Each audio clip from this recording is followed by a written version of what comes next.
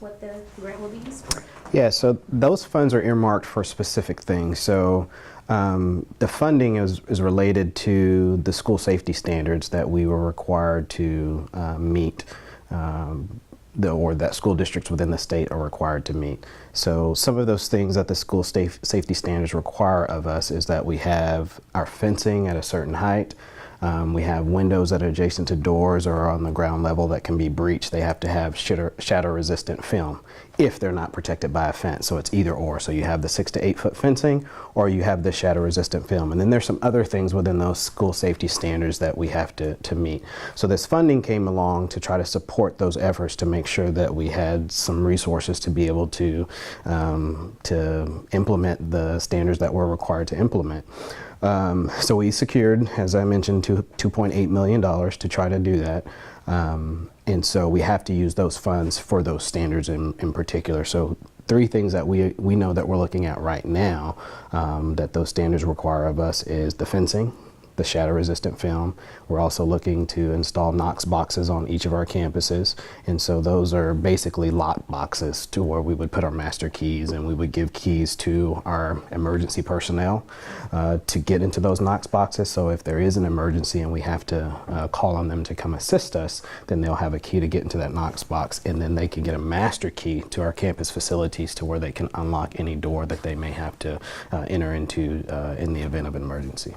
And that will be for every campus? Absolutely, absolutely.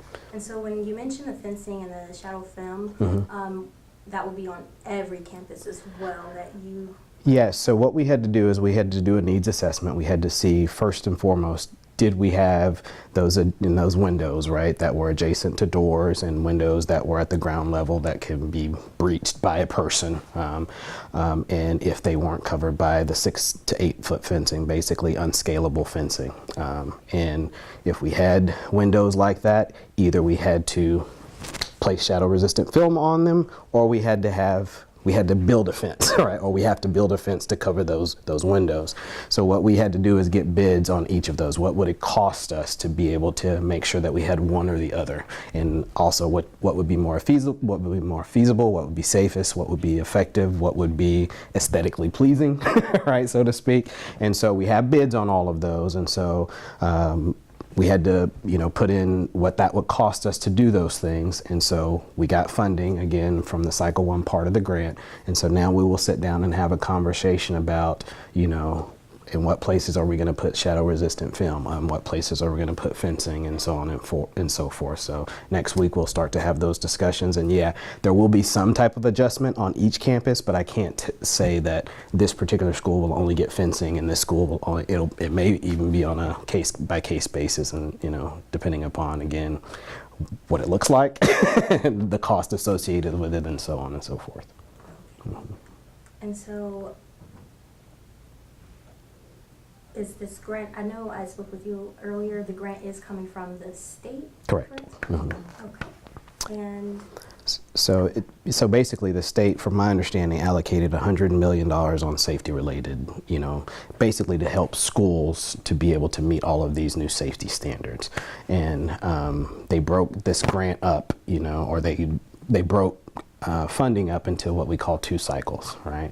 So cycle 1 could go towards, again, they call it safety and facilities enhancement. That's why it's called the SAFE grant, right? So the safety and facility enhancement piece includes the fencing, windows, and all those kinds of things.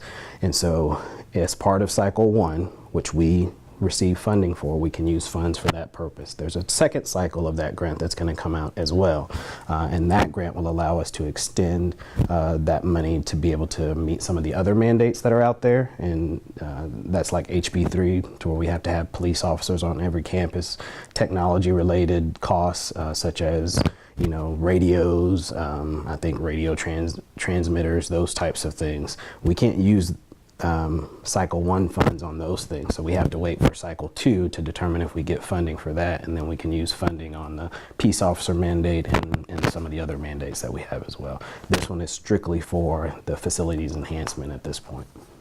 okay, got it. When is that? That was good to know. I think January, February, sometime like that. So yeah. Okay. I'm not sure, so don't quote me on that. Okay. But it could be soon. Yes. Yeah, okay.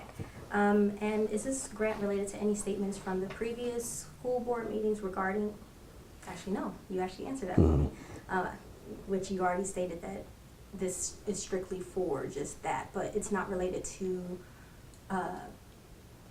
shortage of security staffing or anything of that sort? No, so the only funding that we received that we could have used for peace officers was the $15,000 per campus allotment, and I think we also got the $10, I believe, per student.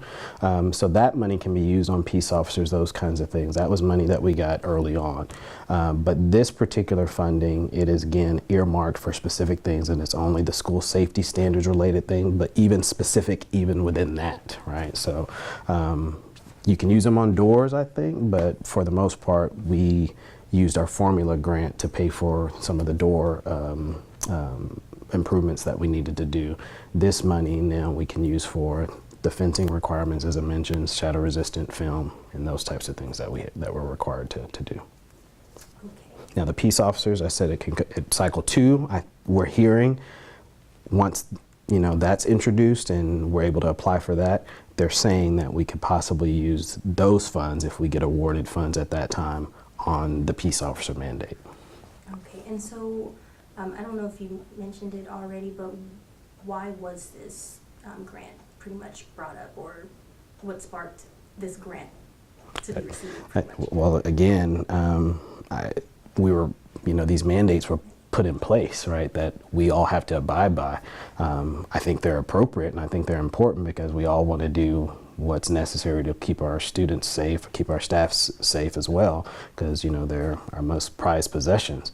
But at the same time, we're strapped for resources, right? And so the state recognizes that, I believe, and so all of these mandates that were put out there, it would be very concerning if all of them were unfunded, right? So this money was set aside by the state to try to fund some of those mandates that they're requiring of us, and obviously we have to be eligible for them, and thankfully we were eligible, and we received the funding that's going to be necessary in order for us to do the things that we're required to do.